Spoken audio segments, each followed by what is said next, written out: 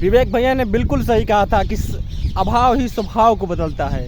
तो दोस्तों आज मैंने देखा एक ट्रेन में, यानी मैं मेमो से महोबा से ओरछा जा रहा था, मैं ट्रेन में देखा कि कुछ बच्चे मेरे पास आए जो कि 6 या 7 साल के थे और वो मुझसे पैसे मांगते हैं और फिर मैं उनको पैसे नहीं देता हूँ, मुझे लगता है कि उनको नहीं देना चाहिए। फिर मैंने पूछा कि तुम पैसे क्यों मांग रहे हो, तो उन्होंने मुझे बताया कि मुझे कुछ खाना है। तो मैंने कहा ठीक है, तुमको खाना खाना है, मैं तुम्हें खाना खिलाऊँगा, मेरे पास खाना है। तो वो खाना खाने से इनकार कर दिए और फिर उसने कहा मुझे समोसा खरीद दो। तो मैंने उनको 10 रुपये के 2 समोसे खरीदे और वो तुरंत उतरा और मुझसे बोला कि मैं जा रहा हूँ, भाग जा रहा हूँ। बोला कि मैं इसी स्टेशन पे, कुलपहाड़ स्टेशन पे उतर जाऊँगा। तो वो उतर गया। मुझे पता था कि वो नहीं उतरेगा, मुझे पता था कि उसकी कोई टोली होगी।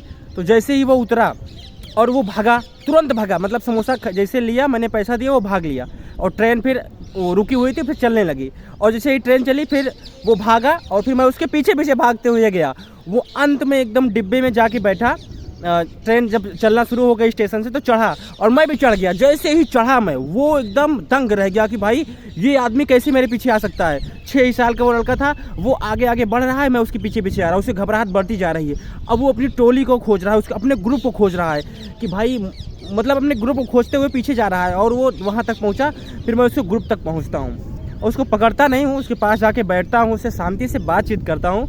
पहले उसको चने खिलाता हूँ कि ये लो चना खाओ। इसलिए मैं कहा कि अभाव ही स्वभाव को बदलता है। जब अभाव होता है तभी स्वभाव बदलता है, क्योंकि उसको नहीं मिल रही है वो चीज़ें। जब मैंने उससे बातचीत किया, अच्छे से बातचीत की, तो उसने मुझे बताया कि मेरे मम्मी पापा हैं जो कि झाड़ू लगाते हैं और मैं स्कूल नहीं जाता हूँ। मैंने कहा तुम्हें स्कूल जाते हो? उसने बोला हाँ जाते हैं। हमने कहा कि अच्छा गिनती सुनाओ।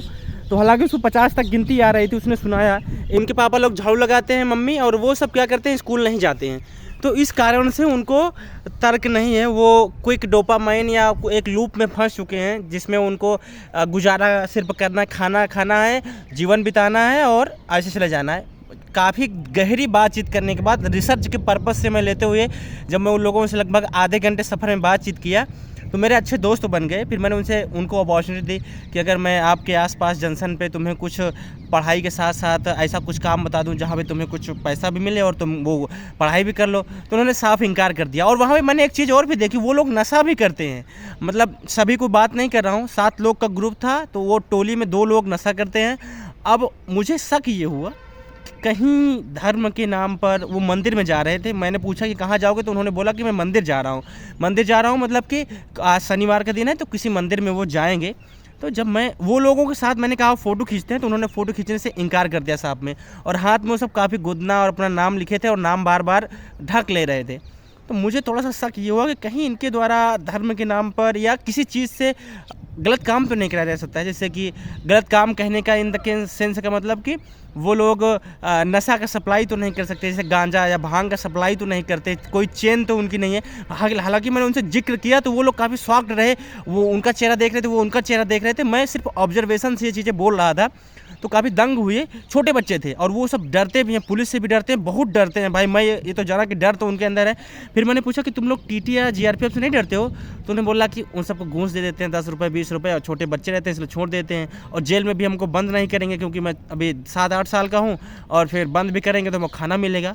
तो उन सब की मैं ये मानसिकता देख रहा था, तभी ये मेरे मन में विचार आया कि आज हमारा सिस्टम और हमारे लोग कुछ नहीं कर पा रहे हैं ऐसे लोगों का। अब मैं भी कुछ नहीं कर पाया, मैं तो सिर्फ उनकी बातों को सुना, उनको ऑब्जर्व किया, और हमारे आसपास ये घटनाएं हो रही हैं और हम समझ नहीं पा रहे हैं। ये मैं कहना चाह रहा हूँ कि बहुत सी सारी चीज़ें होती हैं। मुझे शक फिर इस बात का हुआ कि कहीं ये लोग मोबाइल तो चोरी करने में नहीं होते। मैंने कहा कि अगर महोबा या बांदा या चित्रकूट किसी भी रास्ते पे मोबाइल चोरी होती है तो मैं तुम्हारे गुट को पकड़ूंगा।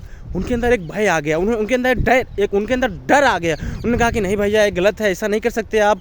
हमने कहा कि तुम लोग चोरी नहीं करोगे, लेकिन मुझे लगता है कि वो लोग चोरी भी करते हैं। जिस तरीके उनकी आते थे, मैं जब जा रहा था तो उन्होंने फिर मुझसे कहा कि भैया मुझे को पैसा दे दो।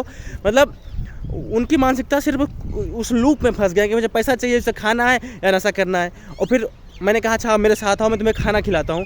तो पीछे मेरे आए, फिर मैं काफ़ी देर तक संघर्ष करके वो पीछे मेमो के डिब्बे से आगे तक मेरे साथ आए, और फिर मैं उनको चना खिलाया वहाँ पे, लेकिन उन लोग संतुष्ट नहीं थे। तो मुझे समझ में आ गया कि इनकी आसपास का वातावरण, संगत, माता पिता ना होने के कारण ऐसा चीज़ें हो रही हैं। फिर मैंने और रिसर्च की, तो एक व्यक्ति थे जो प्रतिदिन जाते हैं यात्रा, उसी मेमो से करते हैं। तो मैंने बातचीत किया तो उन्होंने बताया कि ये लोग किसी कबीले या ऐसे व्यक्ति के लड़के हैं जिनके 10-10 संतानें हो जाती हैं, और फिर उनको फ़र्क नहीं पड़ता इस बात से कि इनको भोजन, हाँ 1-2 साल तक पालते हैं, उसके बाद वो छोड़ देते हैं इनको, और फिर जो भी उनको भोजन करना है या जो भी खाना है वो खुद मैनेज करें। तो इस कारण से उन लोगों का माइंडसेट बदल जाता है, और बचपन में ही उनको ये चीज़ें करनी पड़ती हैं, जिससे वो तनाव और बहुत सारी चीज़ों के शिकार होते हैं, जिसके कारण से नशा या कोई गलत काम के चक्कर में पड़ जाते हैं, क्योंकि मेहनत करना नहीं चाहते हैं। इसलिए ट्रेनों में अक्सर हम जब देखते हैं तो मोबाइल भी चोरी होता है, और मोबाइल चोरी होने के साथ साथ कई सारे गलत